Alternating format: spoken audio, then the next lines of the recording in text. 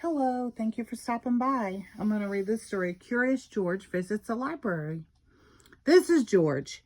He was a good little monkey and always very curious. Today, George and his friend, the man with the yellow hat, were at the library.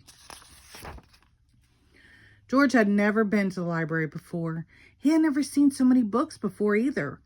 Everywhere he looked, people were reading. Some people read quietly to themselves. But in the children's room, the librarian was reading out loud. It was story hour. George loved stories. He sat down with a group of children to listen. The librarian was reading a book about a bunny. George liked bunnies. Behind the librarian was a book about a dinosaur. George liked dinosaurs even more. He hoped she would read it next. But next, the librarian read a book about a train. George tried to sit quietly and wait for the dinosaur book to be read. But sometimes it is hard for a little monkey to be patient. When the librarian started a story about jungle animals, George could not wait any longer. He had to see the dinosaur book. He tiptoed closer. "Look, a monkey!" shouted a girl. The librarian put her finger to her lips. "We must be quiet so everyone could hear," she said nicely. "But there's a monkey," said a boy. The librarian nodded and smiled. She agreed.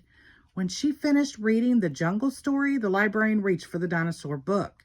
Where did it go? And where was George?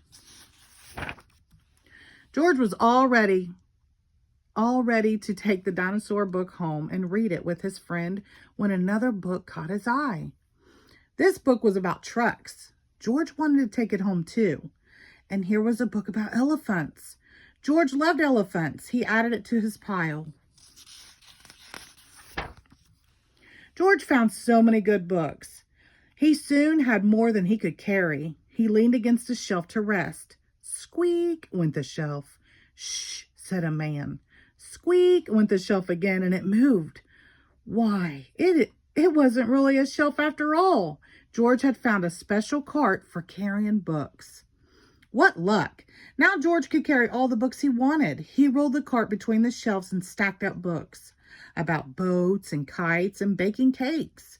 He climbed higher to reach books about cranes and planes. At last, George had all the books he could handle. He couldn't wait to head home and start reading. And right in front of him was a ramp leading to the door. George was curious. Could he roll the cart all the way home? Down the ramp George went. The cart rolled faster and faster. "Stop!" a librarian volunteer shouted. "Come back here with my cart." But George was too excited to listen. The cart was picking up speed, and George was having fun. Until crash! George and the cart ran smack into a shelf of encyclopedias. Books flew up in the air, and so did George. He landed in a big pile right between O and P. "Oh no," moaned the volunteer when he saw the mess George had made. "How am I going to put away all of these books?" "I'd like to borrow this one," said a boy from Story Hour. "And I'll take this one," said a girl. With help from George and the children, the books were sorted in no time. Soon, there was just a small pile of George's favorites left. "Would you like to take those books home with you?" the volunteer asked George. Then he took George to a special desk and helped him get his very own library card. George was holding his brand new card when his friend arrived with a stack of books of his own. "There you are, George," he said. "I see you are all ready to check out." George and his friend gave their books to the librarian. She smiled when she saw George's pile. "I was wondering where this dinosaur book went," she said. "It is one of my favorites, too." The librarian stamped the books and handed them back to George.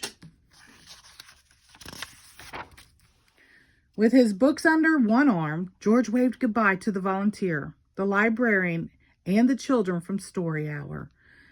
"Come see us again, George," the librarian said, waving back. "Enjoy your books." And he did. The end. Thank you.